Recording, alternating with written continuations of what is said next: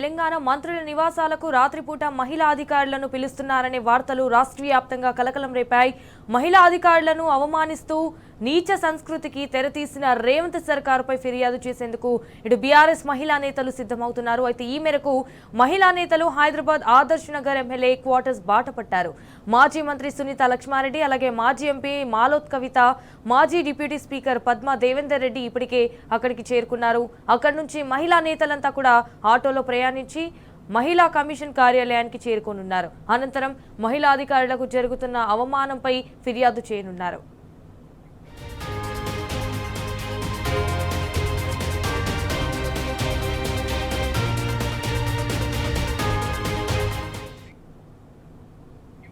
Right, ఇదే విషయానికి సంబంధించి మరిన్ని డీటెయిల్స్ మా ప్రతినిధి కిరణ్ లైవ్ ద్వారా అందించడానికి అయితే సిద్ధంగా ఉన్నారు. రైట్ కిరణ్, చెప్పండి వాట్స్ అప్డేట్స్. మహిళా అధికారులు మంత్రుల ఇంటికంటూ వచ్చినటువంటి వార్తల నేపథ్యంలో పెద్ద ఎత్తున రాజకీయ దుమారం రేగుతుంది. ఈ నేపథ్యంలో బీఆర్ఎస్ మహిళా లీడర్లంతా కూడా మహిళా కమిషన్ కు ఫిర్యాదు చేసేందుకు ఆటోలో బయలుదేరి వెళ్తున్నటువంటి సందర్భం అయితే మనకు కనిపిస్తుంది. ఈ నేపథ్యంలోనే ఇప్పటికే రాజకీయ దుమారం కొనసాగుతున్నటువంటి నేపథ్యంలో పూర్తి స్థాయిలో మహిళా నేతలంతా కూడా మహిళా కమిషన్ ను కలిసేటువంటి ప్రయత్నం చేస్తున్నారు. మేడం, ఏంటి మేడం, ఎందుకు డిమాండ్ చేస్తా ఉన్నారు? మంత్రుల ఇంటికి మహిళా అధికారులు అనేది పెద్ద ఎత్తున రాజకీయ దుమారం రేగుతుంది. రాష్ట్రంలో అసలు మహిళలకు ఎక్కడ కూడా గౌరవం దక్కట్లేదు. పూర్తి స్థాయిలో మహిళా వ్యతిరేకంగా కాంగ్రెస్ ప్రభుత్వం మారిందని భావిస్తున్నారు. ఏం డిమాండ్ చెబుతున్నారు, ఏం కంప్లైంట్ చేయబోతున్నారు? వాస్తవం ఏంటంటే ఈ కాంగ్రెస్ పార్టీ అధికారంలోకి వచ్చిన తర్వాత మరి మహిళల యొక్క విలువల్ని తగ్గగిస్తూ మరి అదేవిధంగా వాళ్ళ గౌరవాన్ని దెబ్బతీసే విధంగా చేస్తా ఉన్నారు. ప్రతి క్షణం నుంచి కూడా అంటే ప్రతి విషయంలో కూడా వివక్ష గురి చేస్తూ అవమానపరుస్తా ఉన్నారు. కాబట్టి నిన్న ఒక ఆర్టికల్ ఆంధ్రజ్యోతిలో రావడం జరిగింది. మరీ ముఖ్యంగా ఏంటంటే మహిళా మంత్రులను మహిళా అధికారులని ఇంటికి తీసుకెళ్తా ఉన్నారని చెప్పేసి చెప్పడం జరుగుతోంది. ఇంటికి పిలిపించుకొని రివ్యూ చేస్తా ఉన్నారని. అది నిజంగా కూడా మరి మహిళా గౌరవం కాదు. కాబట్టి ఖచ్చితంగా దీనిపైన ఎంక్వైరీ చేయండి. మహిళల్ని ఎందుకు ఇంటికి పిలిపించుకొని చేస్తున్నారు? ఎందుకంటే అనవసరమైనటువంటి రాద్ధాంతానికి దారితీస్తా ఉంది. ప్రజల్లో అనవసరమైనటువంటి చర్చలకు దారితీస్తా ఉంది. అనేక రకాలైనటువంటి సందేహాలకు తావిస్తా ఉంది. కాబట్టి దీనిపైన నిజానిజాలు ఏందో తేల్చి దానిపైన ఎంక్వైరీ చేయండి.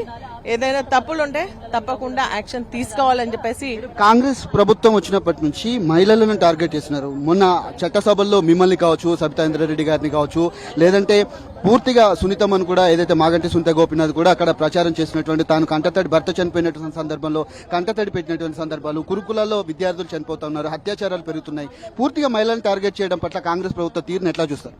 నిజంగా మహిళలపైన కక్ష సాధింపు చర్యలుగా మేము భావిస్తా ఉన్నాము. ఎందుకంటే యథా రాజా తథా ప్రజ అన్నట్టుగా గౌరవ ముఖ్యమంత్రి గారే మహిళల్ని నిండు సభలో అవమానపరిచినప్పుడు మరి మంత్రులదేముంటది? ఇంకా వారు అదే విధంగా వాళ్ళు కూడా ప్రవర్తిస్తా ఉన్నారు. కాబట్టి ఇది నిజంగా కూడా అవమానీయమైనటువంటి పరిస్థితులు మనకు కనిపిస్తా ఉన్నాయి. కాబట్టి ఈ రోజు ఏంటంటే కాంగ్రెస్ పార్టీ ఇంద్రమ్మ రాజ్యం అన్నారు. మహిళల్ని అవమానపరచడమే కాంగ్రెస్ పార్టీ అధికారంలోకి వచ్చిన తర్వాత ఇంద్రమ్మ రాజ్యమా అని చెప్పేసి మేము ప్రశ్నిస్తా ఉన్నాం. అందుకనే ఈ రోజు మహిళా కమిషన్కి వెళ్లి మరి పిటిషన్ ఇచ్చేసి తప్పకుండా ఎంక్వైరీ చేయాలి, యాక్షన్ తీసుకోవాలని చెప్పేసి మేము డిమాండ్ చేస్తా ఉన్నాం. పద్మాదేవేందర్ రెడ్డి గారు, మేడం, వచ్చినటువంటి మహిళా నేతలంతా కూడా మేమేంటంటే మహిళలను గౌరవించితే చాలు. మహిళలు దేవతలాగా చూడాల్సిన అవసరం లేదు. మహిళలను గౌరవించి మా స్వేచ్ఛను హరించకుండా ఉంటే సరిపోతుంది. మహిళా అధికారులను ఇళ్లకు వెళ్ళడం కావచ్చు, అందాల పోటీలలో అక్కడ ఇబ్బంది జరిగినప్పటికీ కూడా వాళ్ళను కూడా అవమానపరిచే విధంగా మాట్లాడినా చర్యలు లేకపోవడం, ఇవన్నీ కూడా చాలా ఇబ్బందికరమైన పరిస్థితి. మహాలక్ష్మి స్కీమ్ ఇస్తాను 2,500 రూపాయలు, ఇప్పటివరకు దాన్ని ఊసెత్తట్లేదు. మహిళలు కోటీశ్వరులు చేస్తున్నారు. కోటీశ్వరులు అక్కర్లేదండి, గౌరవిస్తే చాలు. కనీసం మాకు ఇవ్వాల్సిన హామీలు ఇచ్చినా నెరవేరుస్తే చాలని చెప్పేసి మేము కోరుకుంటా ఉన్నాం. మహిళా కమిషన్ దగ్గర మేము కంప్లైంట్ చేయబోతా ఉన్నాం. పరిస్థితి కనబడుతుంది. పూర్తిగా మహిళా నేతలంతా కూడా ఏదైతే ఆటోలో మహిళా కమిషన్ కార్యాలయానికి బయలుదేరుతా ఉన్నారు. అంతేకాకుండా పూర్తి స్థాయిలో ఉన్నటువంటి నేతలంతా కూడా చాలా మంది కూడా ఇప్పటికే మహిళా వ్యతిరేకంగా కాంగ్రెస్ ప్రభుత్వం మారిందంటూ కూడా సుమిత్రానందర్ గారు ఏం డిమాండ్ చేస్తున్నారు? పూర్తి స్థాయిలో వచ్చినటువంటి ఏ మహిళకు కూడా కనీసం గౌరవం దక్కట్లేదు. రాష్ట్రంలో ప్రతి ఒక్క మహిళను అవమానిస్తున్నటువంటి సందర్భాలు కనిపిస్తున్నాయని కూడా ఇంతకుముందు మహిళా నేతలుగా మీరు ఏం చెప్తారు? వాళ్ళకి ఏం డిమాండ్ చేస్తున్నారు కాంగ్రెస్ అధికారంలోకి వచ్చిన 2 సంవత్సరాల్లో మహిళలకు అడుగడుగున అవమానాలు ఎదురైతేనే ఉన్నాయి.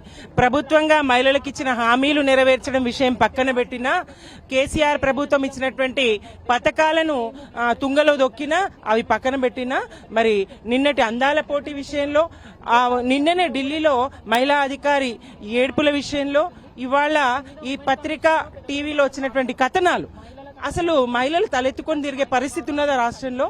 సామాన్య మహిళలు కాదు, ఇక్కడ అధికారులైనటువంటి మహిళా అధికారులు ఎవరో సామాన్యులు వాళ్ళని అవమానించడం కాదు, మంత్రులే వాళ్ళని రాత్రులు ఇళ్లకు పిలుచుకుంటున్నారంటే ఆ మహిళా అధికారులు ఎంత అనుమానపు చూపులను ఎదుర్కోవాల్సి ఉంటది.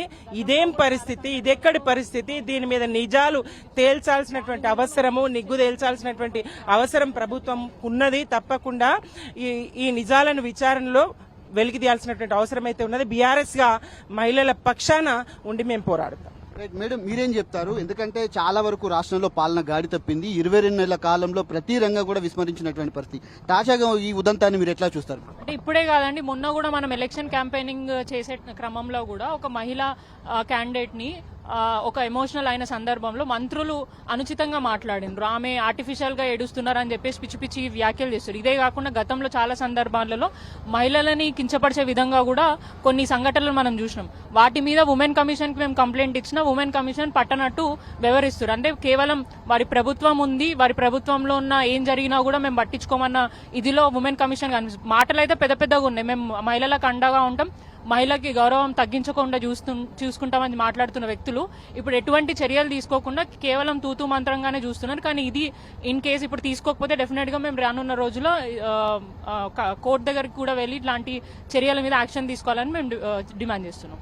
చెప్తున్నటువంటి పరిస్థితి కనబడుతుంది. పూర్తిగా మహిళా లీడర్లంతా కూడా మహిళా కమిషన్ చైర్పర్సన్ కు వెళ్లి కంప్లైంట్ చేయబోతున్నారు. ఇప్పటికే మహిళా నేతలంతా కూడా పూర్తి స్థాయిలో రాష్ట్రంలో మహిళలకు ఏ ఒక్కరికి కూడా గౌరవం దక్కట్లేదు, అడుగడుగున అవమానాలు ఎదురవుతున్నాయి. నాడు చట్టసభల్లో సునీతా లక్ష్మారెడ్డిని కావచ్చు, సబితాంద్రారెడ్డిని కావచ్చు, గురుకులాల్లో పెద్ద ఎత్తున విద్యార్థుల ఆత్మహత్యలు కావచ్చు, ఇక అంతేకాకుండా పూర్తి స్థాయిలో అత్యాచారాలు కూడా పెరిగిపోతా ఉన్నాయి. తాజాగా ఒక ప్రజా ప్రతినిధులుగా ఉన్నటువంటి వాళ్ళు కావచ్చు, లేదంటే పౌర హక్కుల్లో పాల్గొన్నటువంటి పౌర నేతలు ఎవరైతే ఉంటారో పూర్తి స్థాయిలో ఉన్నటువంటి అధికారులు కూడా పూర్తిగా ఇబ్బందులు పడుతున్నటువంటి పరిస్థితి కనబడుతుంది. దానిపైన కంప్లైంట్ చేసేందుకు మహిళా నేతలంతా కూడా మహిళా కమిషన్ కార్యాలయానికి ఆటోలో వెళ్తున్నటువంటి దృశ్యాలు అయితే మనకు కనిపిస్తా ఉన్నాయి.